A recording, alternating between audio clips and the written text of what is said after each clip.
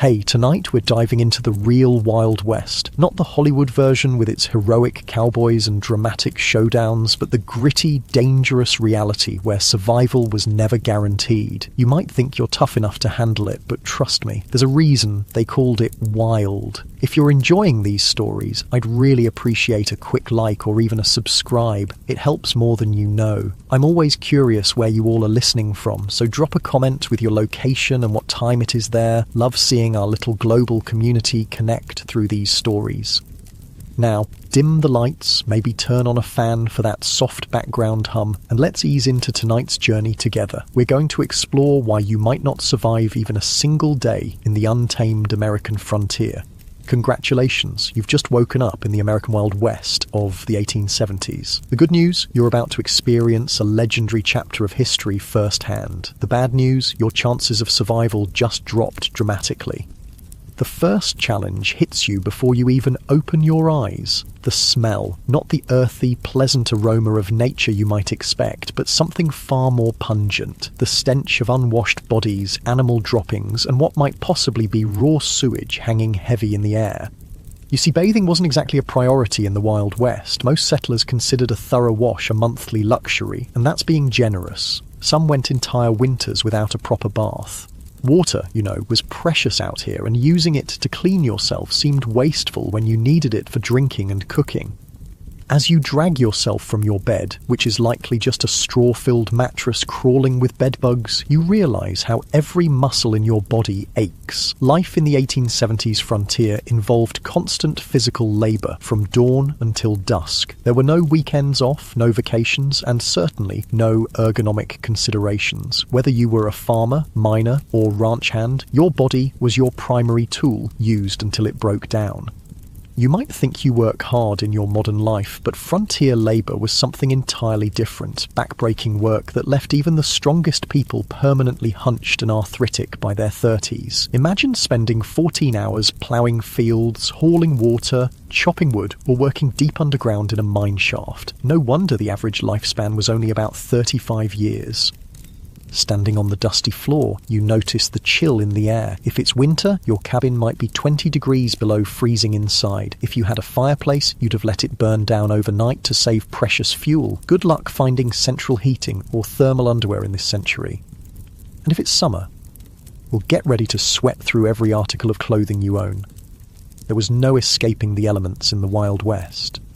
Speaking of clothing, forget comfort. Men typically owned maybe 2 sets of clothes, rough canvas or denim pants and cotton shirts that chafed against the skin. Women wore multiple layers regardless of the temperature. Chemises, corsets, petticoats and long dresses that dragged in the dirt. Everything was scratchy, ill-fitting and rarely cleaned. Those fancy outfits you've seen in Western movies? Pure fiction for the average person.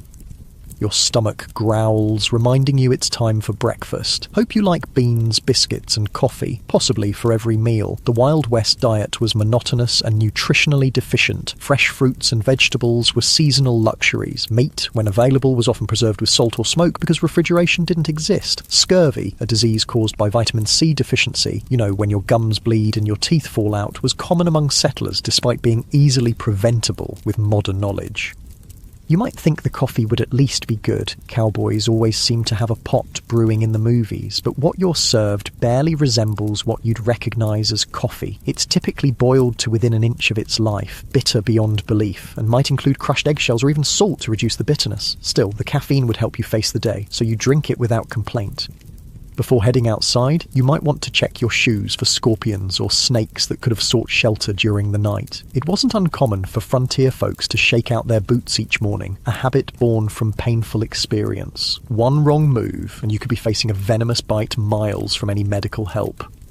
Stepping outside your cabin, you're immediately aware of how exposed you are. The vast landscape of the American frontier was breathtaking, sure, but it was also unforgiving. Extreme weather could appear with little warning. Blizzards, tornadoes, flash floods, or drought could all mean death for the unprepared. The sky might be clear now, but that could change in minutes.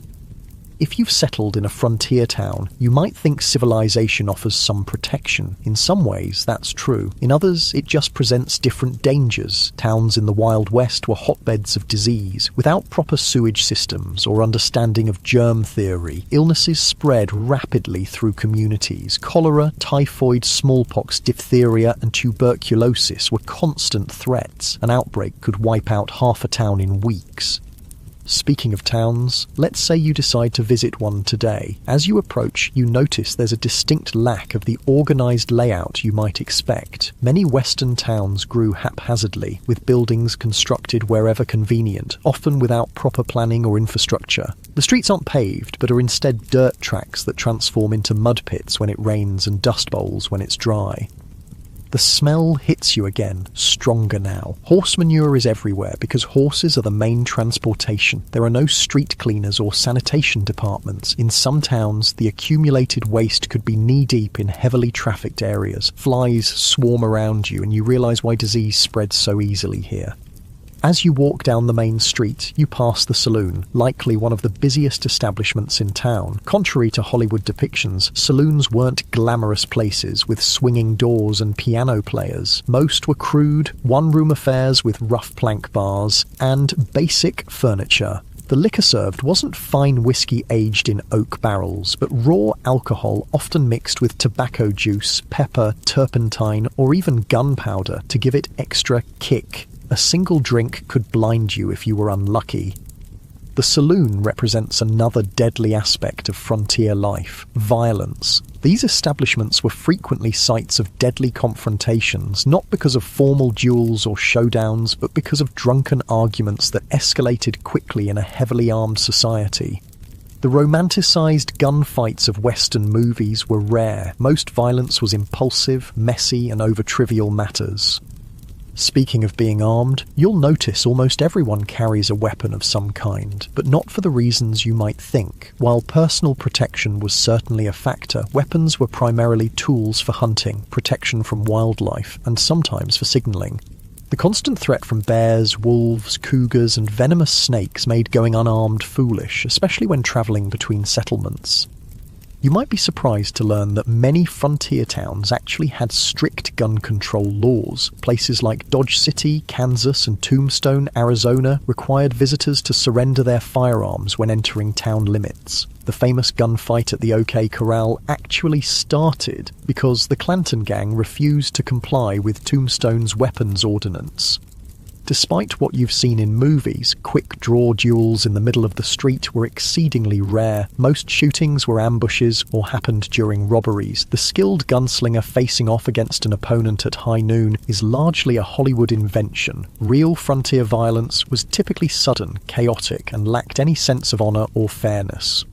As you continue your walk, you pass the local doctor's office. Medical care in the 1870s frontier would horrify you. Most doctors had little or no formal training. Surgical procedures were performed without anesthesia beyond whiskey or morphine, and sterilization was virtually unknown. Something as simple as an infected cut could lead to amputation or death. Common treatments included bloodletting, mercury compounds, arsenic, and other toxic substances that often did more harm than good. Women in childbirth faced mortality rates as high as 1 in 4 in remote areas. Dentistry involved extraction without anesthesia, using crude tools. Most people suffered from painful dental issues for years before finally losing their teeth. If you were injured or fell ill on the frontier, your survival often depended more on luck than medical intervention. Even minor injuries could become life-threatening due to infection. Broken bones might never heal properly, leaving frontier folk with chronic pain and disability. The famous phrase, "only the strong survive," had literal meaning in the Wild West. Your stomach growls again, and you realise it's time for lunch. You head to the local restaurant, which is likely just an extension of someone's home where meals are served for a fee. The food isn't any more varied than your breakfast. Meat is tough and often spoiled, despite heavy smoking or salting. Vegetables, if available, are overcooked to mush. Food safety standards don't exist, so dysentery and food poisoning are common occurrences. Or while eating, you overhear conversations about recent Indian attacks, outlaw gangs, or the danger of travelling alone, while Native American violence against settlers was far less common than portrayed in popular culture. In fact, settlers and the US military were far more likely to be the aggressors. The frontier was still a place of conflict. The systematic displacement of indigenous peoples created tensions that sometimes erupted into violence on both sides. As for outlaws, they were a genuine threat, particularly in remote areas. Law enforcement was sparse, with a single sheriff sometimes responsible for thousands of square miles. In many places, justice was handled through vigilante action rather than formal legal proceedings. Lynch mobs were common, and the concept of innocent until proven guilty often didn't apply. If you were accused of horse theft or cattle rustling, you might find yourself hanging from a tree before sunset, regardless of your actual guilt or innocence. After lunch, you decide to visit the local general store to stock up on supplies. The prices shock you. Basic necessities cost far more on the frontier than back east due to the difficulty and expense of transportation. A simple can of peaches might cost the equivalent of $20 in today's money. Many settlers spent most of their income on essential supplies with little left over for comfort or luxury. The store offers another glimpse into frontier reality, the isolation. Mail delivery was infrequent and unreliable. Newspapers might be weeks or months out of date. Information travelled slowly, and you might go years without news from family back east. Many settlers never saw their relatives again after moving west. The psychological toll of this isolation contributed to high rates of depression, alcoholism, and suicide among frontier populations. As the afternoon wears on, you notice dark clouds gathering on the horizon. Weather on the frontier wasn't just uncomfortable, it could be deadly. Without modern forecasting, storms arrived with little warning. Blizzards could strand travellers, leading to freezing deaths. Tornadoes destroyed entire communities with no emergency services to assist survivors. Flash floods washed away wagon trains. Droughts ruined crops and caused starvation. If you were lucky enough to have a proper home, it provided minimal protection. Most frontier dwellings were hastily constructed from whatever materials were available. Sod houses on the plains, log cabins in forested regions, or simple wooden structures in towns. None were particularly effective against extreme weather. Winter temperatures inside could drop below freezing. Summer heat was often unbearable, especially in attics or upper floors where many people slept. As the storm approaches, you decide to head back to your cabin before it hits. On the way, you pass a group of men heading to work at the local mine. Mining was one of the deadliest professions on the frontier. Underground cave-ins, toxic gas exposure, explosions from improperly handled blasting powder, and machinery accidents claimed countless lives. Miners also suffered from long-term health issues like black lung from coal dust or mercury poisoning from gold processing. Even if you avoided mining, few frontier occupations were safe. Farming involved dangerous equipment with no safety features. Ranching meant working with unpredictable animals weighing hundreds of pounds. Logging had one of the highest fatality rates of any profession. Whatever you did to make a living, your risk of serious injury or death was exponentially higher than in the modern world. You make it back to your cabin just as the rain begins to fall. The roof leaks in several places, and you place buckets to catch the water. This is a good opportunity to refill your drinking water, as clean water was scarce and precious. Many frontier settlers drank from the same sources used for washing and watering livestock, leading to waterborne illnesses that could quickly turn fatal.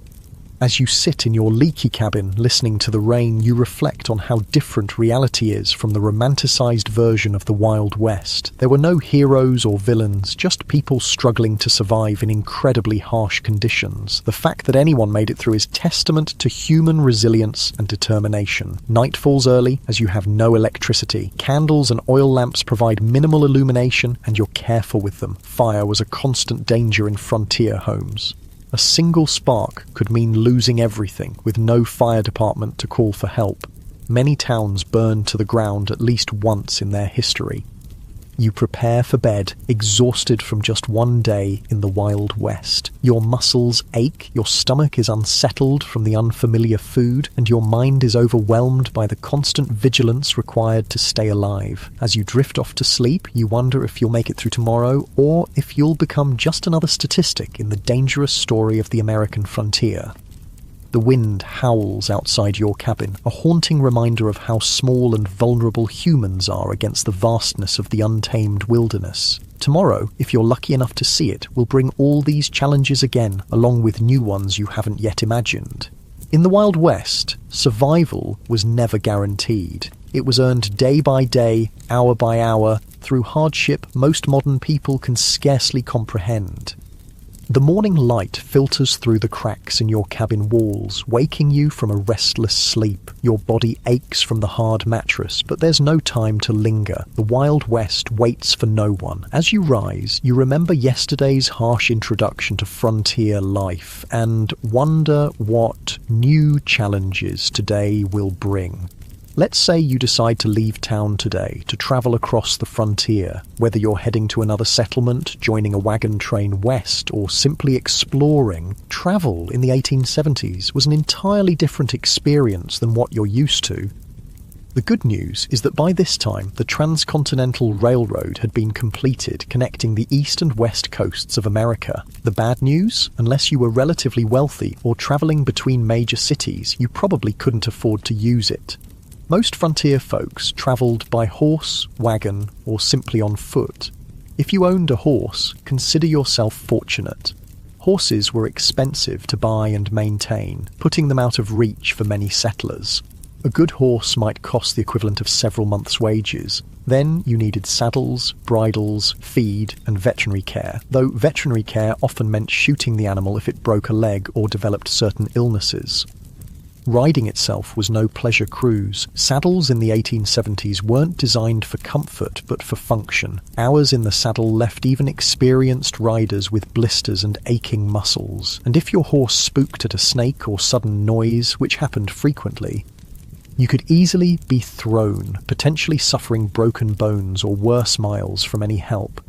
If you couldn't afford a horse, you might travel by wagon. Forget the romantic image of pioneers cheerfully rolling across pristine prairies. Wagon travel was brutally uncomfortable. The vehicles had no suspension system beyond the slight give in wooden wheels, meaning you felt every rock, rut, and hole in the trail. The constant jarring caused wagon sickness, similar to seasickness, leaving travellers nauseous and miserable.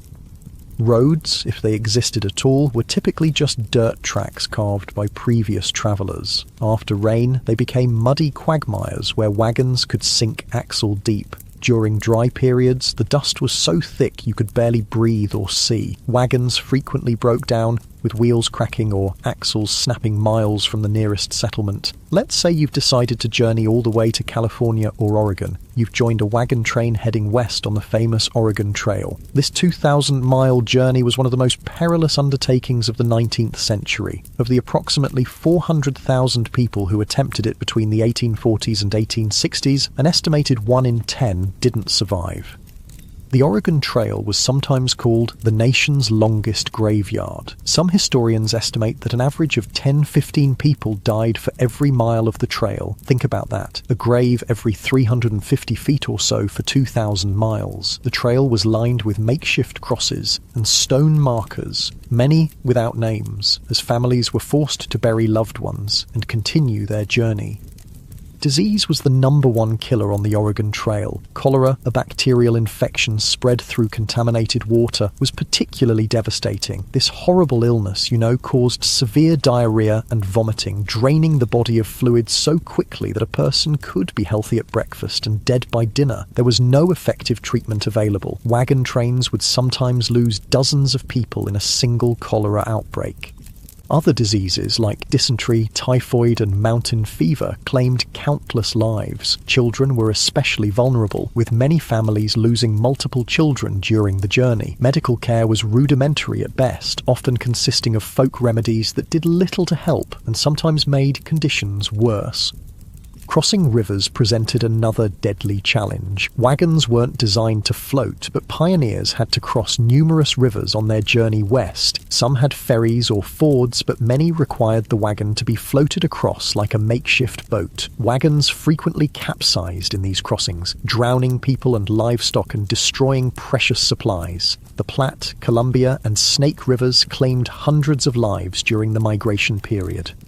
Contrary to popular belief, attacks by Native Americans were relatively rare. Most tribes were actually helpful to migrants, offering supplies, guidance, and assistance with river crossings. The majority of violent deaths on the trail came from accidents, being crushed by wagon wheels, drowning, or being kicked by draft animals. Firearms accidents were shockingly common, as most travelers were inexperienced with weapons but carried them for hunting and protection.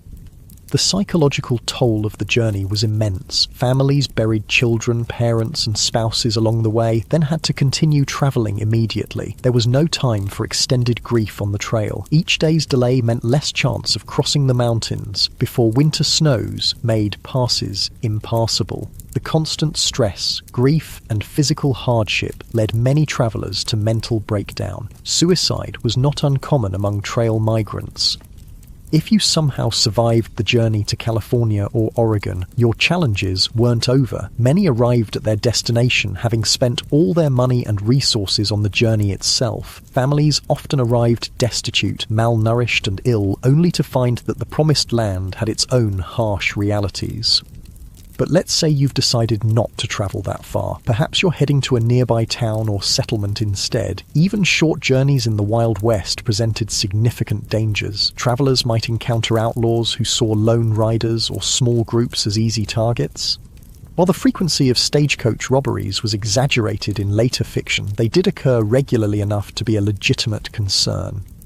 The natural environment posed constant threats to travellers. Flash floods could wash out trails or trap unwary travellers. Summer heat in desert regions could kill through dehydration and heat stroke. Winter blizzards routinely trapped travellers, sometimes leading to freezing deaths or desperate situations like the infamous Donner Party, where survivors resorted to cannibalism to stay alive.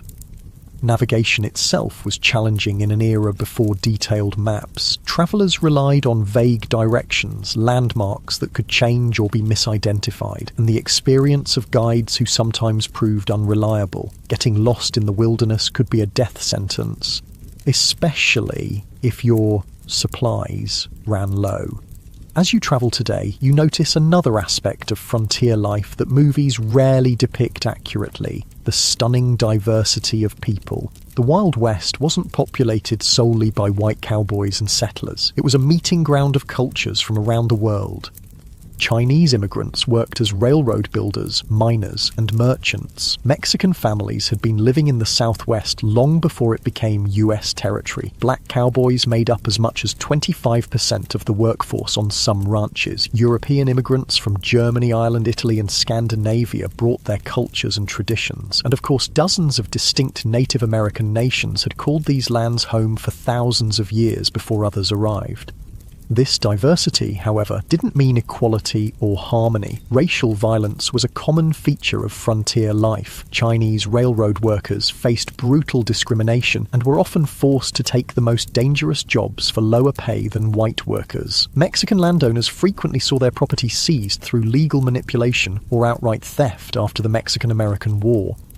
Black Americans who moved west, hoping to escape Southern discrimination, often found frontier racism just as entrenched, if different in form. Despite their crucial contributions to ranching, mining, and building frontier communities, they were frequently excluded from economic opportunities and social acceptance. For Native Americans, the expansion of white settlement was nothing short of catastrophic. The indigenous population of North America, once numbering perhaps 15 million people, had been reduced to fewer than 300,000 by 1900. Disease, warfare, forced relocation, and the deliberate destruction of their food sources, particularly the buffalo, decimated numerous tribes and nations.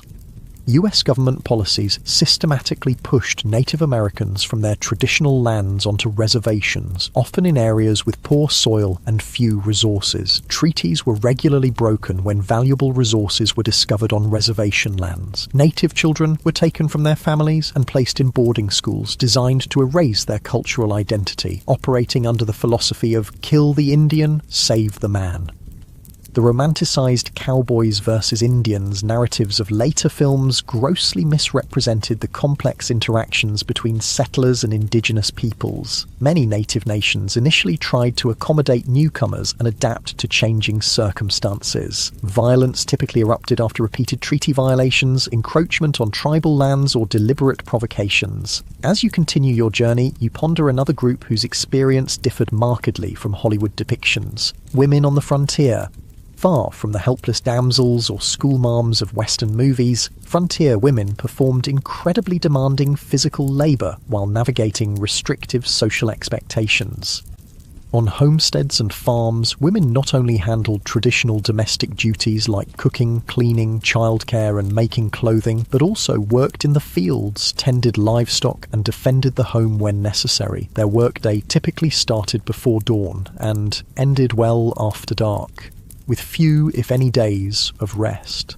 A frontier woman might need to plough fields in the morning, deliver a neighbour's baby at midday, fight off predators threatening the livestock in the afternoon, and still prepare meals and care for her own children throughout. Many women became widows young due to the dangerous nature of frontier life and had to manage farms or businesses alone while raising children. Despite their essential contributions, women had few legal rights. In most territories and states, they couldn't vote, own property independently if married, or have custody of their children in the event of divorce. Domestic violence was considered a private matter, with little legal recourse available to victims. For unmarried women, options were severely limited. Teaching was one of the few respectable professions, though female teachers were paid significantly less than their male counterparts, and were often expected to resign upon marriage. Some women found economic independence through running boarding houses, working as nurses, or establishing millinery or dressmaking businesses.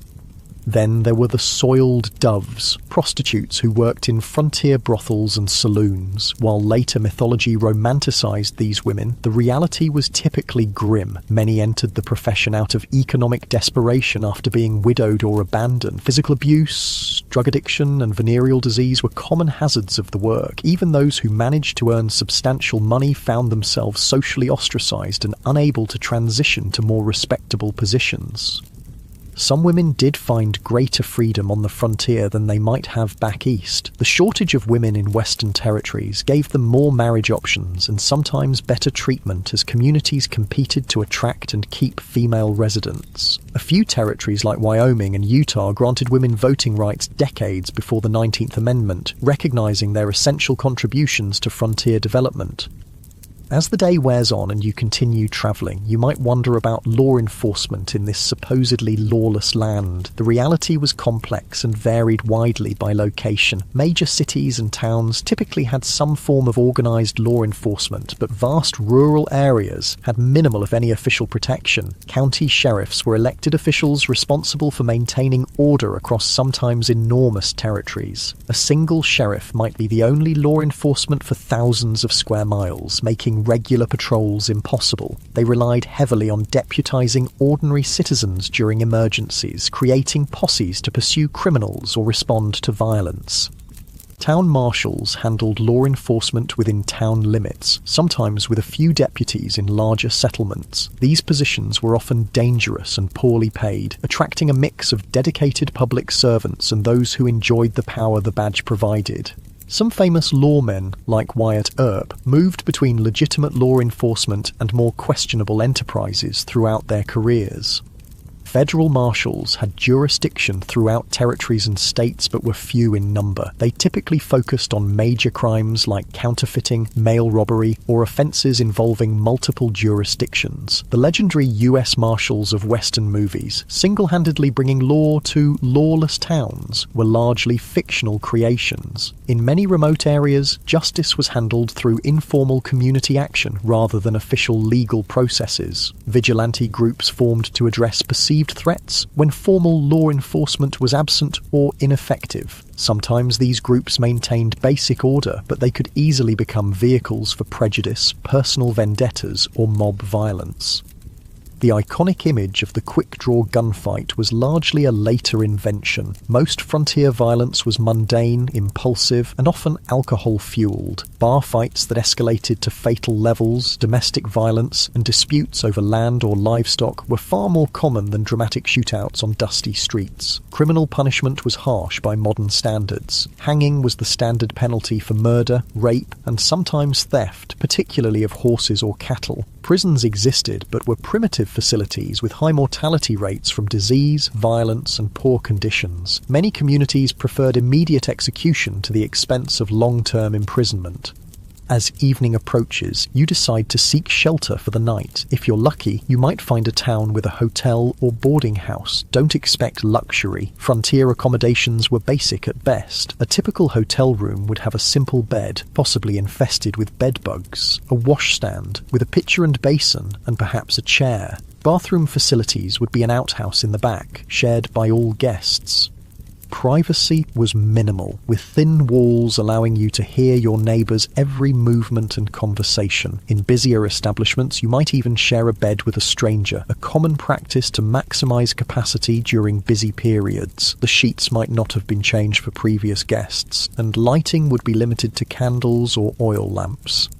A night's lodging would cost between 25 cents and $1, depending on the establishment's quality and location. This represented a significant expense for many travellers, equivalent to several hours' wages for an average worker. Many chose to sleep in stables, barns, or simply under the stars to save money, despite the additional risks these options presented. If you were travelling through more remote areas, you'd likely camp for the night. This meant building a fire, assuming you could find enough fuel, preparing a meal from your limited supplies, and sleeping on the ground with minimal protection from the elements or wildlife. Indigenous peoples, experienced travellers, and military scouts had sophisticated techniques for safe camping, but the average settler often made dangerous mistakes. Proper fire management was literally a matter of life and death. A fire built too large could spark a prairie or forest fire that could consume thousands of acres in hours. One built too small might not provide enough warmth during cold nights, leading to hypothermia. Campfire cooking required skills most modern people lack, often resulting in meals that were simultaneously burnt and raw. As night falls fully and you prepare to sleep, the sounds of the frontier darkness surround you. Coyotes howl in the distance. Unfamiliar birds call. The wind whispers through grass or trees. For people accustomed to modern light and noise pollution, the profound darkness and strange sounds of wilderness nights often triggered intense anxiety. Many travellers slept poorly on the frontier, not just because of physical discomfort, but from fear of the unknown dangers that might lurk in the darkness. Native attacks, though rare, often occurred at dawn when sleepers were at their most vulnerable. Predators like wolves, bears, and mountain lions might investigate camps looking for food. Venomous snakes and scorpions sought warm places to rest, sometimes including a sleeper's bedroll. Even if no actual threats materialized, the psychological stress of constant vigilance took its toll. Frontier diaries frequently mention exhaustion not just from physical labor, but from the mental strain of perpetual alertness. Modern people, accustomed to locks, alarms, and the security of dense population, would find the vulnerability of frontier sleeping arrangements profoundly disturbing. As you drift towards sleep, you reflect on the day's journey. Travel in the Wild West bears almost no resemblance to its sanitized, romanticized portrayal in later entertainment. It was grueling, dangerous, and uncomfortable beyond what most modern people could endure. And the skills required from from navigation without maps to making emergency repairs to handling firearms safely took years to develop, and mistakes were often fatal. The darkness deepens and the sounds of night creatures grow louder. Tomorrow will bring new challenges if you survive the night. Perhaps you'll reach your destination, or perhaps you'll become just another unmarked grave along the trail. One more statistic in the perilous story of westward expansion. The Wild West forgave no weakness and offered no second chances. Every day survived was a victory against overwhelming odds. The new day dawns on the frontier, and you've somehow survived the night, a victory in itself in the Wild West. As you rub the sleep from your eyes and stretch your aching muscles, you contemplate what direction your frontier experience might take today. Perhaps you'll try your luck in one of the booming mining towns where fortunes are supposedly made overnight. You've heard stories of the California gold rush, the Nevada silver strikes, and the Colorado mining booms. Tales of ordinary men finding nuggets the size of chicken eggs and becoming wealthy overnight have drawn hundreds of thousands west. What these stories don't mention are the brutal realities awaiting those who chase mineral dreams. Let's say you decide to try your hand at mining. What would that actually entail? First, you'd need to stake a claim, which means finding unclaimed land with potential mineral deposits, increasingly difficult by the 1870s, as the easiest and richest areas were claimed years earlier. If you were lucky enough to find a promising spot, you'd need to register your claim at the nearest government office and pay the required fees, which could be substantial. Then the real work would begin, and it was some of the most physically demanding labour imaginable. For placer mining, searching for loose gold in streams, you'd spend hours bent over in ice-cold mountain water, sifting through sediment with a pan or sluice box. Your hands would crack and bleed from constant exposure to water and rough materials. Your back would ache from the hunched position, and after all that effort, you'd be lucky to find a few tiny flakes of gold worth pennies. If you ventured into hard rock mining, digging for veins of ore in the mountains, the dangers multiplied exponentially. Tunneling into unstable rock without modern safety equipment or engineering knowledge led to frequent cave-ins that crushed miners where they stood. Poorly ventilated shafts filled with toxic gases like carbon monoxide, odorless but deadly, suffocating miners who had no warning of the danger. Blasting with black powder or dynamite to break through rock was incredibly hazardous. Miners frequently lost fingers, hands, eyes, or lives when charges detonated prematurely or thrown rock fragments became deadly projectiles. The thunderous noise and constant percussion of blasting left many with permanent hearing loss. Even if you avoided immediate catastrophes, the long-term health effects were devastating. Miners constantly inhaled fine rock dust, leading to silicosis, a painful lung disease that slowly suffocated its victims. Mercury used in gold processing caused neurological damage, tremors, and mental deterioration. Those working in copper or lead mines absorbed toxic metals that accumulated in their bodies, causing chronic illness and early death. The mining industry of the 1870s had virtually no safety regulations or oversight. Mine owners prioritized profit over worker welfare, and injuries were considered an expected part of the job. Medical care for injured miners was minimal and often ineffective. A serious injury typically meant the end of a miner's career and livelihood, with no disability support or workers' compensation available. For all these risks and hardships, what was the likely reward? Despite the mythology of the lucky prospector, the vast majority of miners barely earned subsistence wages. By the 1870s, most worked for large mining companies rather than independently, earning $2 to $3 for a grueling 10 to 12-hour day. Studies suggest that storekeepers, saloon owners, and prostitutes consistently made more money than the miners whose dreams sustained frontier mining towns. Speaking of mining towns, they were notoriously rough places. Imagine a community composed primarily of young, single men engaged in dangerous work with few women, families, or civilizing institutions. Alcohol consumption was astronomical. The average mining camp resident consumed several times more alcohol than the typical American today. Violence was commonplace, with fights, stabbings, and shootings occurring regularly. Sanitation in mining camps was typically abysmal. With minimal planning or infrastructure, human waste and garbage accumulated in streets and waterways. Typhoid, cholera, and dysentery spread rapidly in these conditions. During warm months, the stench could be overwhelming and swarms of flies spread disease from waste to food.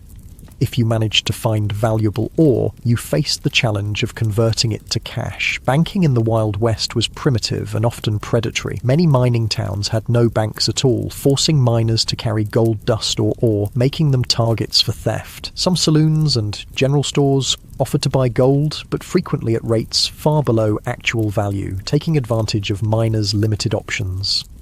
Where banks did exist, they operated with minimal regulation or oversight. Bank failures were common, often wiping out customers' life savings without warning or recourse. Many bankers were little more than confidence men who established storefronts, collected deposits, and disappeared overnight with all the funds. Without federally backed currency, paper money was issued by individual banks and its value fluctuated wildly depending on the bank's reputation. Counterfeit bills circulated widely, and even experienced merchants could be fooled by well-made fakes. The safest form of money was gold or silver coin, but carrying it made one a target for robbery. Perhaps, after considering the dangers and disappointments of mining, you decide to try your hand at ranching instead. The cattle industry was booming in the 1870s, with demand for beef in eastern cities creating opportunities on the frontier. Surely this would be a healthier, more profitable venture. Ranching did indeed avoid some of the worst health hazards of mining, but it introduced its own unique dangers and hardships. Starting a ranch required significant capital. Land, livestock, equipment and buildings all represented major investments. Many aspiring ranchers went deeply into debt purchasing these necessities, betting their future on favourable weather and market conditions. Nature often had other plans. Droughts could wither grazing lands and dry up crucial water sources, forcing ranchers to either watch their cattle starve or sell at devastating losses. Harsh winters could kill entire herds, as happened in the infamous Great Die-Up of 1886 to 1887, when up to 90% of cattle on northern ranges froze or starved to death during unusually severe weather. Disease could sweep through herds, wiping out a rancher's investment overnight. Texas fever, anthrax, and other infectious diseases had no effective treatments in the 1870s. Predators like wolves and cougars took a constant toll on livestock, particularly vulnerable calves. Poisonous plants, quicksand, and injuries further reduced herds. The iconic cattle drives, moving herds hundreds of miles to railroad shipping points, were not romantic adventures, but grueling, dangerous undertakings. Cowboys, not the glamorous figures of later films, but typically young, poorly paid labourers, worked 20-hour days during drives, catching brief naps in the saddle as they moved thousands of animals across difficult terrain. These drives faced constant threats. River crossings could turn deadly in minutes if animals panicked, creating deadly pile-ups that drowned cattle and cowboys alike. Stampedes, which could be triggered by something as simple as a lightning strike or a snapping twig, turned thousands of 1,500-pound animals into an unstoppable destructive force. Cowboys caught in stampedes were often trampled to death. The cowboy's life was far from the freedom portrayed in Western mythology. They typically earned about $30 per month for exhausting, dangerous work. Most were very young men, often teenagers, from poor backgrounds with few other options. A significant percentage were black, Mexican, or mixed-race individuals facing discrimination that limited their opportunities elsewhere.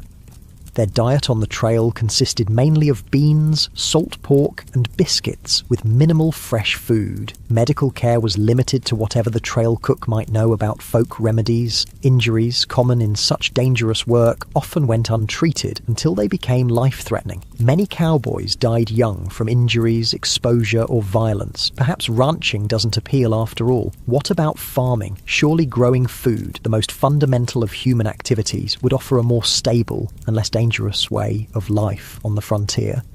The Homestead Act of 1862 had opened vast areas of the West to settlement, offering 160 acres free to anyone who would live on and improve the land for 5 years. This seemed like an incredible opportunity, a chance for people with little money to become landowners and build independent livelihoods.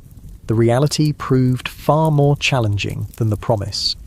First, 160 acres might sound substantial, but in the arid regions that comprised much of the available land, it was often insufficient to support a family. Traditional eastern farming methods failed in these environments, where rainfall was a fraction of what pioneers were accustomed to. Many settlers had no knowledge of dry farming techniques needed for success in these regions. Starting a frontier farm required tremendous physical labour. The first task was building shelter, typically a sod house on the treeless plains, constructed by cutting and stacking dense prairie turf. These soddies were dark, damp dwellings that leaked when it rained, harboured insects and snakes, and crumbled without constant maintenance. Then came the back-breaking work of breaking the land for planting. Prairie sod, held together by dense grass roots that had developed over centuries, was extraordinarily difficult to plough with the equipment available to most settlers. It could take a year or more just to prepare a few acres for planting. The work was so physically demanding that it permanently damaged many farmers' bodies. Once crops were planted, farmers faced threats from every direction. Drought could wither plants before harvest. Torrential rains could wash away seedlings or flood fields. Early frost could kill crops just before harvest. Grasshoppers descended in biblical swarms, consuming everything green in their path and sometimes even eating the handles of tools left in fields. Disease affected frontier farmers as it did everyone else, but with particularly devastating consequences. With no hired help and little community support, a family's illness during crucial planting or harvesting periods could mean the difference between survival and starvation. Women often continued working the fields while heavily pregnant, or just days after giving birth, risking their health because the work simply couldn't wait. Farm accidents were common and often fatal. Homemade tools broke and caused injuries. Animals panicked and trampled their handlers. Even successful harvests could turn deadly. Numerous farmers died when they fell into grain storage bins and suffocated in the loose grain, or when poorly constructed storage buildings collapsed under the weight of their contents. The isolation of frontier farms took a heavy psychological toll. Neighbours might be miles away, visited only occasionally. Women in particular suffered from this isolation, some going months without speaking to anyone outside their immediate family. Depression, anxiety, and what was then called prairie madness affected many settlers, sometimes leading to abandonment of homesteads or suicide. For those who persevered through these challenges and actually produced crops, economic obstacles remained. Transportation to markets was difficult and expensive. Without refrigeration, perishable products had to be sold quickly or preserved. Large agricultural corporations and railroad companies used their influence to keep crop prices low and transportation costs high, squeezing independent farmers from both directions. By the 1870s, another option was emerging on the frontier, working for wages in the growing towns and industries. Perhaps this offered a safer, more stable path than the high-risk ventures of mining, ranching, or farming.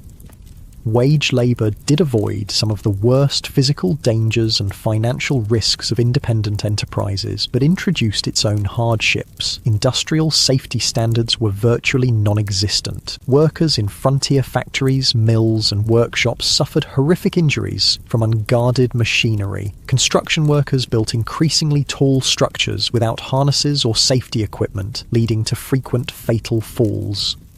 Railroad work was particularly dangerous. Track layers worked with minimal equipment under brutal conditions, suffering high rates of injury and death from accidents, heat stroke, and exhaustion. Chinese workers, who built much of the transcontinental railroad, were often assigned the most dangerous tasks, such as handling unstable explosives to blast through mountain passes.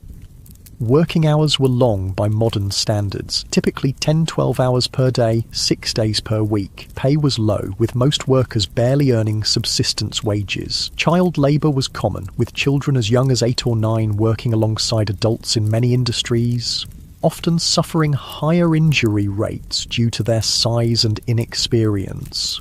Workers had essentially no legal protections. Employers could fire people without cause, reduce wages arbitrarily, or withhold pay entirely. Those who complained or attempted to organise for better conditions faced blacklisting, being marked as troublemakers who no other employer in the region would hire. Company towns, settlements where a single employer owned all housing and businesses, were common in mining and lumber regions. Workers in these communities paid inflated prices at company stores, lived in company housing, and sometimes were paid in scrip, company currency, rather than legal tender. This created a form of debt bondage where workers could never save enough to escape the system. Whether you mined, ranched, farmed, or worked for wages, frontier life shaped your experiences in ways modern people would find disorienting. Perhaps most striking was the relationship with time, not the carefully measured minutes and hours of our digital age, but a more fluid reality, governed by daylight, seasons, and natural rhythms. Without electric lighting, most people woke at dawn and slept shortly after sunset, their active hours expanding and contracting with the seasons. Work wasn't measured in 8-hour shifts, but by tasks that needed completion: fields ploughed, cattle moved, ore extracted. During harvest or roundup, people might work from first light until well after dark for weeks without a break. During winter, many rural workers had periods of relative inactivity when fields lay dormant or cattle needed minimal tending. The concept of punctuality, so central to modern life, had limited relevance on the frontier. With few clocks and limited need for precise timing in most activities, people operated on approximate schedules. Stagecoaches and later trains introduced more precise timetables to the West. But outside these specific contexts, morning or after dinner were sufficiently specific time designations for most purposes. Entertainment and leisure looked nothing like their modern counterparts. After exhausting workdays, most frontier folks had little energy for complex activities. Conversation around the fire, storytelling, or simple card games were common evening pastimes. Music was popular when instruments and skilled players were available, with fiddles, harmonicas, and guitars providing accompaniment for social dances. Reading material was precious and often shared among entire communities. A single book might be read aloud to gatherings of neighbours or passed from family to family until it fell apart from use. Newspapers, when available, were read repeatedly, with every advertisement and notice scrutinised for information about the wider world. Organised sports existed, but in simpler forms than today. Baseball was gaining popularity, played with minimal equipment on makeshift fields. Horse racing, wrestling, and shooting competitions provided both entertainment and opportunities to demonstrate valuable skills. Children played games that required little or no equipment: tag, hide and seek, and variations of stickball that could be played with found objects. Holidays and community celebrations took on great importance as rare opportunities for socialising and recreation. 4th of July celebrations might draw people from miles around for picnics, speeches, games, and dancing. Harvest festivals marked the successful completion of the year's most critical work. Religious holidays provided both spiritual meaning and welcome breaks from routine. As the day draws to a close, you find yourself reflecting on the relentless challenges of frontier life. Every aspect required harder work, involved greater risk, and offered fewer comforts than its modern equivalent. The people who survived and sometimes thrived in these conditions possessed qualities that modern society rarely demands: extraordinary physical endurance, practical skills applicable to countless emergencies, and psychological resilience in the face of constant hardship and loss. The darkness gathers once more, and with it comes a silence profound enough to hear your own heartbeat. No car engines, no air conditioners, no electronic hums, just the whisper of wind, the chorus of insects, and the occasional call of night birds. This profound quiet, so alien to modern ears, was the soundtrack of frontier nights, sometimes comforting, sometimes unsettling in its emptiness. As you drift towards sleep, you wonder if you would have had what it took to survive here, not just for a day or a week, but for years and decades. The people who shaped the American West, for better and worse, were not the idealized heroes of later fiction, but complex individuals facing extraordinary challenges with the limited resources and knowledge of their time. Their story, stripped of romanticism, is one of human endurance against conditions that would break many of us today. The cool night air settles around you like a blanket, and the stars emerge in a display of brilliance impossible to see in our light-polluted modern world. This at least is one pure beauty the people of the frontier experienced that few today can fully appreciate. the majestic sweep of the Milky Way across a truly dark sky, connecting them to the same cosmic panorama their ancestors had watched for countless generations. Morning arrives again in the Wild West, and with it comes hunger, a constant companion on the frontier. Food in the 1870s, West bore little resemblance to the varied, convenient diet you're accustomed to in the modern world. Let's explore what keeping yourself fed would actually entail in this harsh environment. The good news is that game was still relatively plentiful in many areas. Deer, elk, rabbit, and various birds could supplement your diet if you had the skills to hunt them. The bad news? Hunting required ammunition, which was expensive and might be needed for protection. It also demanded time away from other essential work, making it a luxury many settlers couldn't afford during busy seasons. Most frontier families relied heavily on foods they could grow, preserve, or purchase in bulk. The staples of the frontier diet were beans, corn, and pork, dense in calories but monotonous and nutritionally incomplete. Fresh fruits and vegetables were available only in season, a few months at most, and winter diets often contained no fresh produce whatsoever. This lack of dietary variety led to widespread nutritional deficiencies. Scurvy, caused by vitamin C deficiency, was common during winter and early spring when no fresh produce was available. The symptoms, bleeding gums, loosening teeth, joint pain, and eventually death, were well known but difficult to prevent with available resources. Other deficiency diseases affected growth in children and caused various chronic health problems in adults. Food preservation was a constant challenge and critical survival skill. Without refrigeration, meat needed to be consumed quickly or preserved through smoking, salting, or drying. These methods deterred bacterial growth but drastically changed flavors and textures while reducing nutritional value. The heavy salt content of preserved foods contributed to high blood pressure and other health issues. Women spent enormous amounts of time preserving food when it was abundant for use during scarce periods. Vegetables were pickled in vinegar or fermented. Fruits were dried or preserved with sugar if available. Root vegetables might be stored in root cellars, underground spaces that maintained cool temperatures. These preservation efforts were not optional activities, but essential survival work that could determine whether a family would eat during winter. Food storage presented its own problems. Properly prepared preserved foods could last months or even years, but improper techniques led to spoilage and potentially deadly food poisoning. Additionally, stored food attracted pests. Rats, mice, and insects consumed portions of most stored food supplies, and their droppings contaminated what remained. Most frontier families simply accepted a certain amount of insect parts and rodent droppings in their flour, beans, and other staples as unavoidable. Cooking itself was far more labour-intensive than modern people can easily comprehend. Meals were prepared over open hearths or wood-burning stoves that required constant attention and fuel. In wood-scarce prairie regions, women and children might spend hours gathering buffalo chips, dried manure, or twisted grass to burn as cooking fuel. Water had to be hauled from wells or streams, often hundreds of pounds per day for cooking, cleaning, and drinking. Even with these efforts, meals lacked the variety and flavour profiles modern people expect. Spices were expensive luxuries, used sparingly if at all. Sugar and coffee were treasured items, often hoarded for special occasions. Fresh milk was available only if a family kept a cow, and for only part of the year when the cow was producing. Most frontier children grew up with simple, repetitive diets that would horrify modern nutritionists.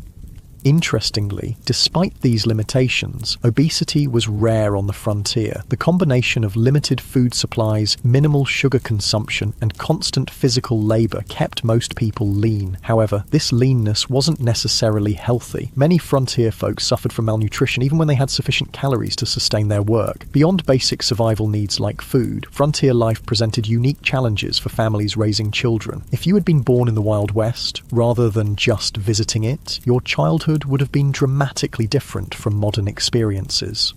Childhood itself was conceived differently in the 19th century. Children as young as 6 or 7 were expected to contribute meaningful work to family survival, not as educational chores, but as essential economic contributions. Young children minded livestock, gathered eggs, picked vegetables, watched younger siblings, and helped with countless other tasks that freed adults for heavier work. By age 10 or 12, most frontier children worked alongside adults at nearly adult capacity. Boys followed fathers into fields, barns, or workshops, learning skills through direct participation rather than formal instruction. Girls worked with mothers, learning the complex domestic skills necessary for frontier homemaking. Not simple housekeeping, but the production of essential goods like clothing, preserved food, candles, and soap. This early adulthood extended to other areas of life. Children were not sheltered from the harsh realities around them. They witnessed births, deaths, slaughtering of animals, and the sometimes violent conflicts of frontier communities. They were expected to understand and adapt to these realities, rather than being protected from them. Education, as modern people understand it, was limited and inconsistent on the frontier. In established towns, schools might operate for a few months each year, typically during winter when agricultural work was minimal. One teacher, often barely educated themselves, might be responsible for students ranging from 5 to 17 years old, all studying in a single room. Physical conditions in these schools were challenging. Buildings were poorly insulated, leading to freezing conditions in winter and stifling heat in warmer months. Supplies were minimal, perhaps a few shared textbooks, slates for writing that had to be constantly erased and reused, and minimal paper that was treated as a precious resource. Corporal punishment was the standard disciplinary approach, with whippings or beatings administered for infractions as minor as whispering or failing to memorize assigned material.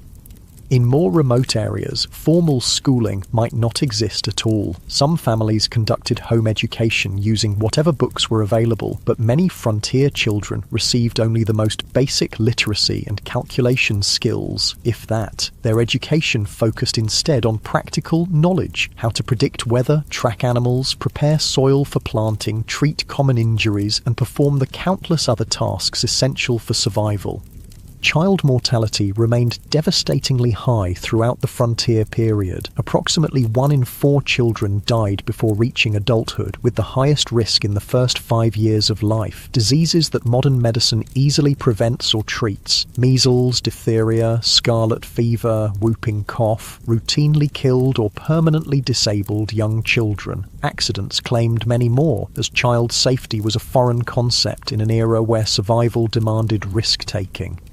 The psychological impact of this mortality on both children and parents is difficult for modern people to comprehend. Most children grew up watching siblings die. Parents expected to lose children and often gave the same name to a subsequent child if an older sibling died young. A practice that seems strange today, but reflected the different relationship with mortality in an era when death was an everyday presence. Perhaps nothing illustrates the gulf between frontier and modern life more clearly than approaches to health and medicine. If you became ill or injured in the 1870s West, your experience would bear almost no resemblance to modern healthcare. The first difference would be the absence of professional medical care in most situations. Doctors were scarce, with many communities having none at all. Those who did practice on the frontier often had minimal training, perhaps a brief apprenticeship or a few months at a medical college. Their knowledge reflected medical science of the era, which still relied heavily on theories like humoral balance that had more in common with medieval medicine than modern practice. Without access to professional care, most health issues were addressed through home remedies and folk medicine. Every community had people, usually women, known for their healing skills, drawing on traditions brought from various cultures. Some of these treatments, particularly herbal remedies, had genuine medicinal properties, but many were ineffective or actively harmful. Common medical treatments of the era included bloodletting, which weakened already ill patients, purgatives that caused severe diarrhea, supposedly to expel bad humours, and poultices of various substances applied to wounds, some of which introduced infection rather than preventing it. Laudanum, a tincture of opium, was widely used for pain, leading to addiction in many cases. Mercury compounds were prescribed for numerous conditions despite their toxicity. Even when treatments had some validity, impure medications caused problems. Without pharmaceutical regulations or standardization, commercially sold medicines varied wildly in potency and often contained dangerous contaminants. Many patent medicines marketed as cure-alls contained primarily alcohol, providing temporary relief through intoxication rather than addressing underlying conditions. Surgery in frontier conditions was particularly horrific. Without effective anesthesia, beyond alcohol, whiskey, or opium, patients endured excruciating pain during procedures. Sterilization was unknown or inconsistently practiced, leading to rampant post-surgical infections. Amputation was the standard treatment for serious limb injuries, performed with saws and knives that might be wiped clean but never properly sterilized. Childbirth represented perhaps the starkest contrast between frontier and modern medical experiences. Women typically gave birth at home, attended by a midwife if one was available, or female relatives if not. Without prenatal care, many complications weren't identified until labour was underway. Breech births, hemorrhage, and other emergencies that modern medicine handles routinely often resulted in the death of mother, child, or both. Maternal mortality rates on the frontier were approximately 1 death per 100 births, more than 100 times higher than in developed countries today. Many women approached each pregnancy knowing it might be their last experience in life. Men's diaries and letters from the period frequently mention the heartbreaking reality of raising children alone after losing wives in childbirth. The combined impact of inadequate nutrition, constant physical strain, minimal preventive care, and primitive treatment options meant that frontier populations experienced health outcomes more similar to developing nations today than to modern America. Life expectancy at birth was under 40 years, with those surviving childhood likely to suffer chronic health problems by their 50s if they lived that long. Beyond these material hardships, frontier life imposed a form of isolation and disconnection that modern people, accustomed to instant global communication, would find almost unbearable. This isolation shaped frontier psychology and culture in profound ways. Communication with distant family or friends occurred at the speed of physical transportation. Letters took weeks or months to reach recipients, if they arrived at all. News travelled slowly and unreliably, often distorted through retelling. Major events might not become known in remote areas until months after they occurred. This information vacuum contributed to a highly localised worldview where distant events seemed abstract and irrelevant compared to immediate community concerns. The isolation was particularly difficult for those accustomed to more settled environments. Women who had grown up with close female friendships and family networks often found themselves alone for days or weeks while husbands travelled for supplies or work. Their diaries frequently mention crippling loneliness and the psychological strain of having no adult conversation for extended periods. This isolation sometimes led to what contemporary accounts called prairie madness, severe depression, anxiety, and occasionally psychosis triggered by the combination of isolation, constant work, and environmental hardships. Some affected individuals became violent toward family members or committed suicide. Others simply abandoned their homesteads and returned east, unable to endure the psychological pressure of frontier life. Even in established communities, social connections were limited by practical constraints. Visiting neighbours might require travelling several miles each way, a significant undertaking when time was precious and transportation limited to walking or horseback. Formal social gatherings were infrequent, typically centred around church services, seasonal celebrations, or community work events like barn raisings or harvest festivals. Churches played a crucial role in frontier communities beyond their spiritual function. They served as social hubs, educational centres, and mutual aid societies. Even those with limited religious conviction often participated in church activities for the community connection they provided.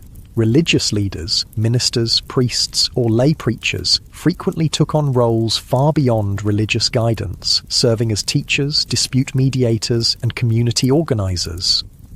the establishment of community institutions marked important milestones in frontier development. Building a school, church, or meeting hall represented a commitment to permanent settlement rather than temporary exploitation. These institutions helped transform mining camps or trading posts into towns with collective identities and shared futures. The creation of local governments, rudimentary as they often were, similarly marked transitions from frontier chaos to established community. Frontier communities also developed distinctive forms of mutual aid and collective action necessary for survival in harsh conditions. Barn raisings and house raisings allowed families to complete large construction projects impossible for individual households. Harvest teams moved from farm to farm, ensuring crops were gathered before weather could destroy them. Spontaneous search parties formed when children went missing. These cooperative traditions reflected the practical reality that no individual or family could survive the frontier entirely through self-reliance. This community interdependence existed alongside the individualism that later became mythologized in frontier narratives. Both elements were necessary responses to frontier conditions: self-reliance for daily survival, community cooperation for challenges beyond individual capacity. The tension between these values shaped frontier culture and continues to influence American attitudes toward government, community, and individual responsibility. As another day in the Wild West draws to a close, you find yourself contemplating the mental and emotional resilience required to endure such conditions year after year. The people who populated the American frontier weren't superhuman. They suffered, struggled, and sometimes broke under the relentless pressure of their environment. But many adapted and persevered, developing skills and perspectives that allowed them to find meaning and even joy amid hardship. The darkness settles around you once more, bringing with it the profound silence of the pre-industrial night. The day's experiences have given you a glimpse into a world both familiar and utterly alien, a world where survival required constant vigilance, where comfort was rare and luxury almost non-existent, where death was an everyday companion rather than a distant stranger. As sleep approaches, you wonder about the people who chose this life, or had it thrust upon them by circumstance. What drove them west? What sustained them through blizzards, droughts, illness, and loss? What would they think of the world their struggles helped create? A world of abundance and security beyond anything they could have imagined, built on foundations they laid through exhausting labour and countless sacrifices. The questions follow you into dreams filled with endless prairies, towering mountains, and the faces of those who tamed the Wild West, not through romantic gunfights, but through the quiet heroism of daily persistence against overwhelming odds. Their story, stripped of Hollywood glamour and frontier mythology, stands as a testament to human adaptability and the extraordinary courage of ordinary people facing extraordinary challenges. Dawn breaks on what will be your final day in the Wild West. As the golden light spills across the landscape, you take a moment to appreciate the raw beauty that drew so many westward despite the dangers and hardships. The frontier was a place of stunning natural grandeur. Vast prairies rippling like oceans, mountains scraping the sky, canyons plunging into the earth's depths.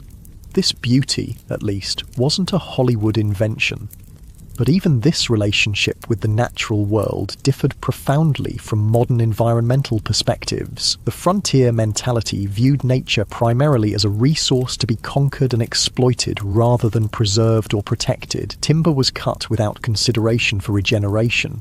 Game was hunted to the edge of extinction in many regions. Streams were diverted, polluted, or destroyed for mining operations with no thought for downstream consequences. The near extinction of the American bison, buffalo, stands as perhaps the starkest example of this exploitative approach. In the 1700s, an estimated 30-60 million bison roamed North America. By 1884, fewer than 1,000 remained. This devastation wasn't simply the result of hunting for food or hides, though that played a part. It was also deliberate policy, encouraged by the US government as a way to deprive Plains Indian tribes of their primary resource, forcing them onto reservations.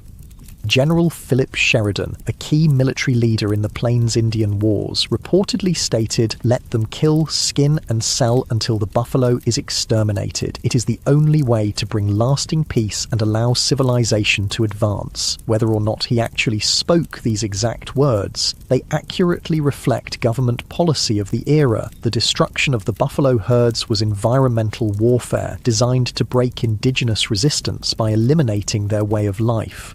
For Native American nations across the West, the expansion of white settlement represented an apocalypse, not just physical displacement, but the collapse of economic systems, spiritual practices, and cultural identities tied to specific landscapes and resources. While early interactions sometimes involved trade and cooperation, by the 1870s most indigenous groups faced stark choices: confinement on reservations, continued resistance against overwhelming odds, or cultural assimilation. The reservation system itself represented a form of cultural genocide. Native children were forcibly removed from families and sent to boarding schools designed to kill the Indian and save the man, as Captain Richard H. Pratt, founder of the Carlisle Indian Industrial School, infamously stated. These children had their hair cut short, were forbidden from speaking their languages, practicing their religions, or maintaining their cultural identities. The intergenerational trauma from these policies continues to affect Native communities today. Armed resistance against American expansion almost invariably ended in defeat, though some groups maintained independence longer than others. The Battle of the Little Bighorn in 1876, where combined Lakota, Northern Cheyenne, and Arapaho forces defeated Lieutenant Colonel George Armstrong Custer's 7th Cavalry, represented one of the last major indigenous victories. The subsequent military campaigns against these tribes were marked by increasing brutality, including attacks on villages and the killing of women and children.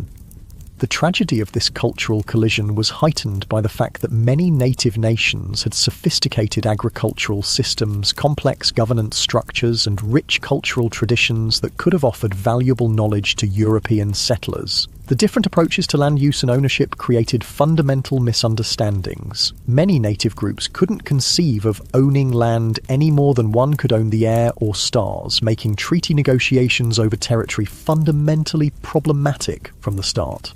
These cultural conflicts extended beyond native-white relations. The West was extraordinarily diverse, with communities from around the world bringing different languages, religions, customs, and approaches to frontier life. This diversity was both a strength, introducing varied skills and perspectives, and a source of tension in communities struggling with scarce resources and limited infrastructure. Chinese immigrants, who played crucial roles in building the transcontinental railroad and developing mining operations, faced particularly severe discrimination. The Chinese Exclusion Act of 1882, the first major American law restricting immigration based on nationality, grew from anti-Chinese sentiment that had festered for decades in Western territories. Chinese miners were frequently driven from productive claims through violence or unjust application of foreign miners' taxes.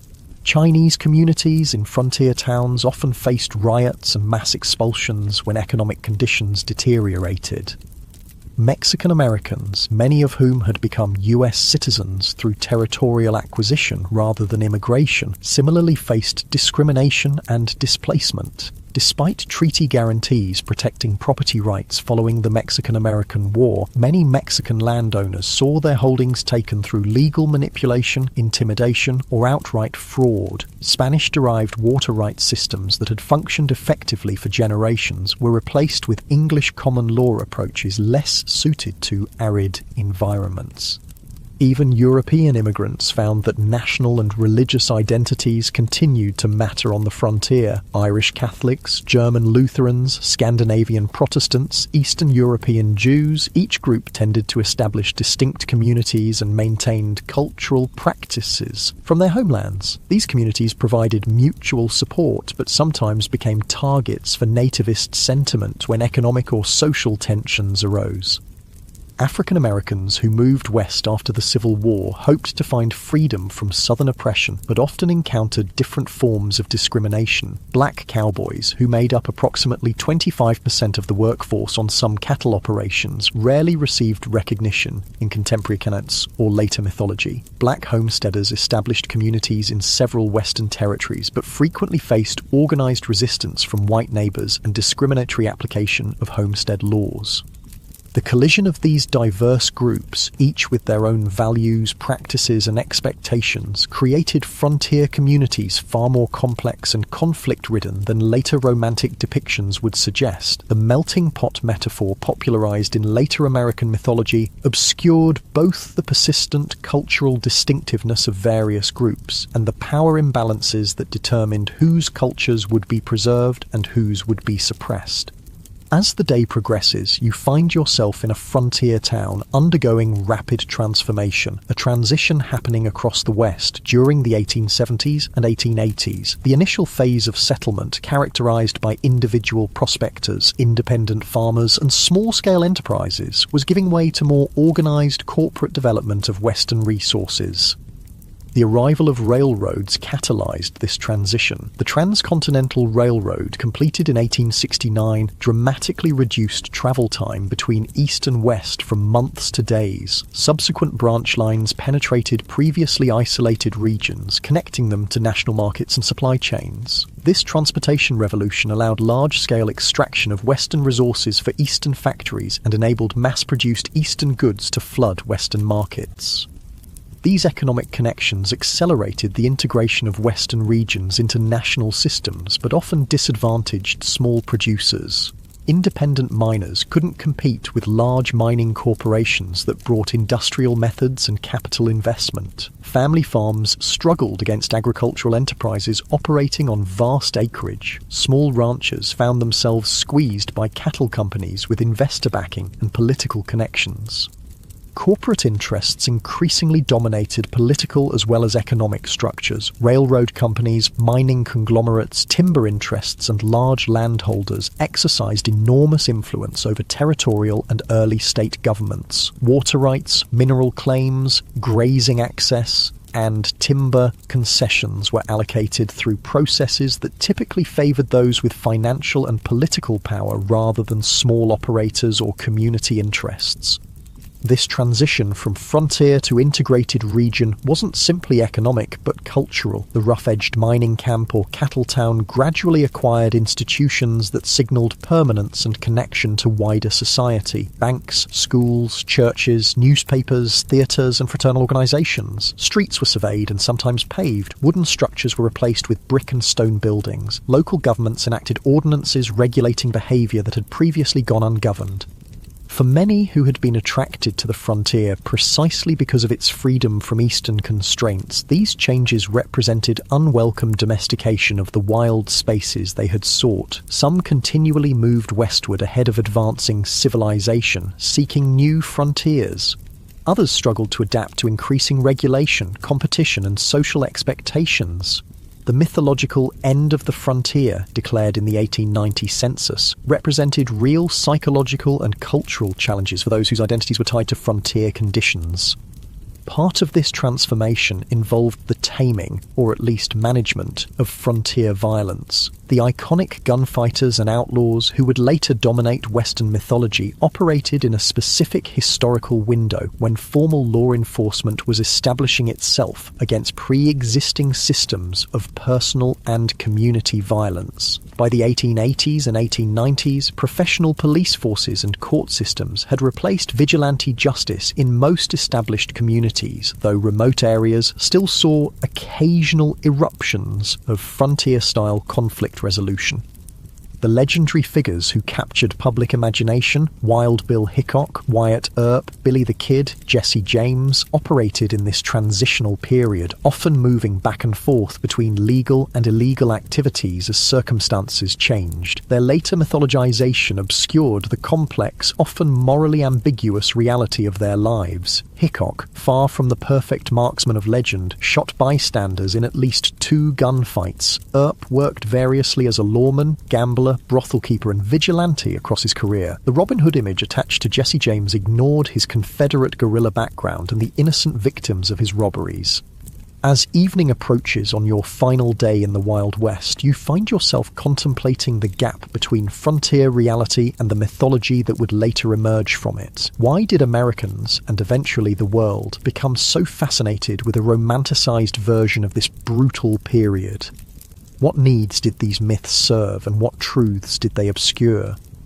Part of the answer lies in timing. The most intense period of frontier mythology making occurred precisely as the actual frontier was disappearing. The Wild West shows of Buffalo Bill Cody began in the 1880s, featuring staged reenactments of Indian battles and stagecoach robberies for Eastern audiences, even as railroads, telegraph lines, and formal governance were integrating Western regions into mainstream American society. These performances weren't meant as accurate historical recreations, but as entertainment that resonated with Eastern ideas about the West.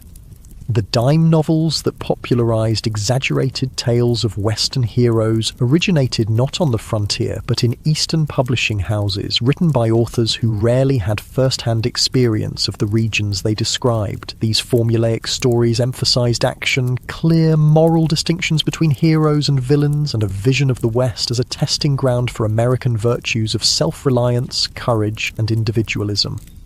Later, Hollywood westerns further refined and amplified these mythological elements, creating iconic images of lone cowboys, heroic sheriffs, dastardly outlaws, and savage Indians that bore little resemblance to historical reality. These films served psychological and cultural functions beyond entertainment. They offered reassuring narratives about American identity during periods of rapid social change and international challenges. The mythology suggested that American character had been forged in frontier conditions, producing exceptional qualities that distinguished the nation from older societies. It implied that American expansion across the continent had been not just inevitable, but morally justified, a triumph of civilization over wilderness and progress over primitive cultures. It presented simplified moral frameworks where good invariably triumphed over evil through righteous violence, justifying America's growing military and economic power on the world stage. What these myths obscured was the complex, morally ambiguous reality of Western development, the genocide of indigenous peoples, the exploitation of immigrant labor, the environmental devastation, the corporate manipulation of political systems, and the deeply divided community struggling with fundamental questions about identity, governance, and resources. The real West offered no simple moral lessons, but rather a case study in how human societies adapt to challenging conditions, sometimes showing remarkable cooperation and creativity, sometimes descending into exploitation and brutality. As darkness falls once more, you reflect on your brief journey through the unromanticized Wild West. You've experienced firsthand why the average person today, accustomed to abundant food, medical care, physical safety, and countless comforts unknown to frontier dwellers, would likely not survive even a single day in the actual conditions of the 1870s frontier. The skills, knowledge, physical conditioning, and psychological resilience required for frontier survival represent a way of life so distant from modern experience as to be almost unimaginable. Yet something about this world continues to fascinate us. Perhaps it's the raw honesty of a life stripped to essentials, where tasks have immediate consequences and achievements represent tangible victories against natural constraints. Perhaps it's the community interdependence that emerged from shared challenges, creating connections that transcended differences in background or belief. Perhaps it's simply the reminder that human beings can endure and even find meaning in conditions far harsher than most of us will ever face.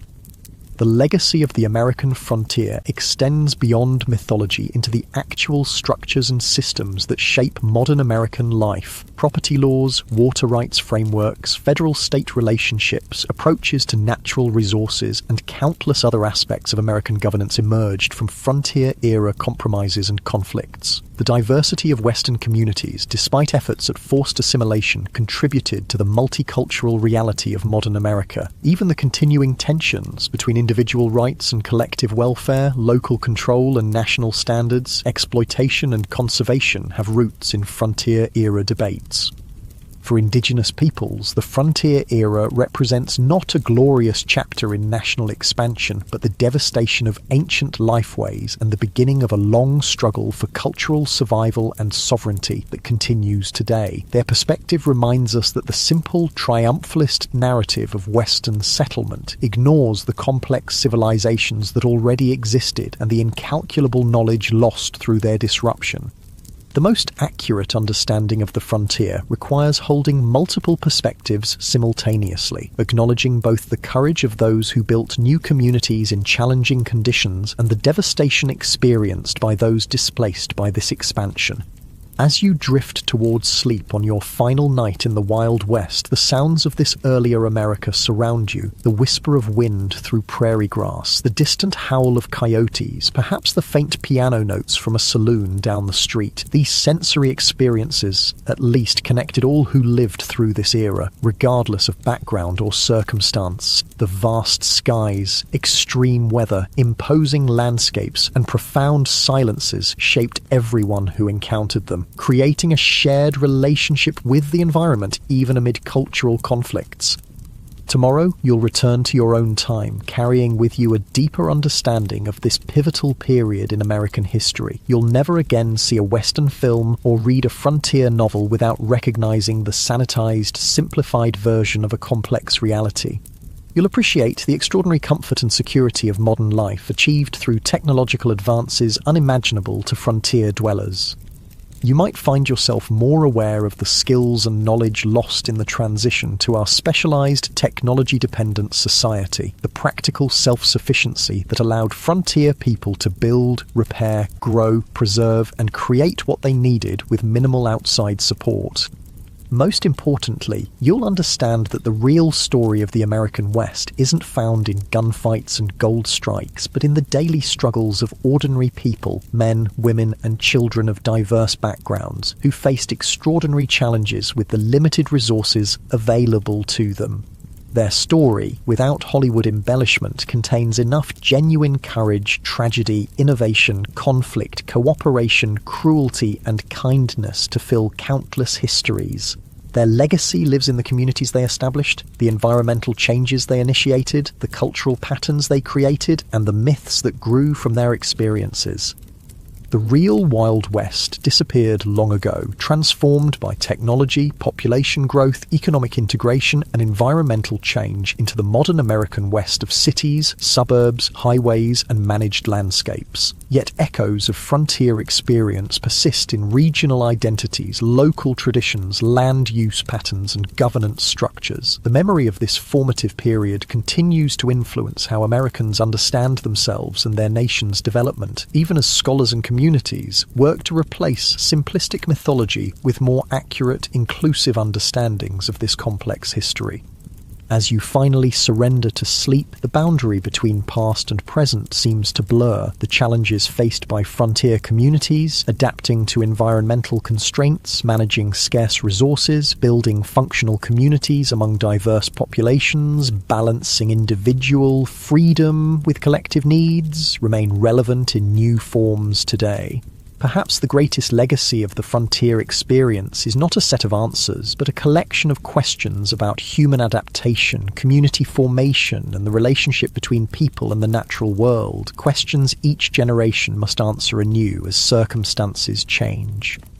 The stars shine brilliantly above, the same stars that guided travelers across the prairie, helped farmers time their planting, and gave comfort to homesick immigrants far from familiar landscapes.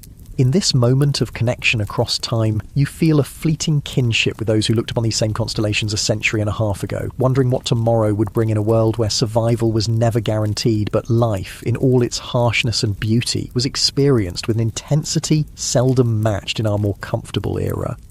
Sleep comes at last, and with it dreams of a West both harsh and magnificent, a place where human vulnerability and resilience were displayed in equal measure, where diverse peoples collided and sometimes cooperated in ways that would shape a nation, and where the daily struggle for existence contained moments of transcendent connection with landscapes of breathtaking grandeur. The real Wild West, stripped of romantic illusion, offers a window into human experience at its most elemental, challenging, frightening, and occasionally sublime.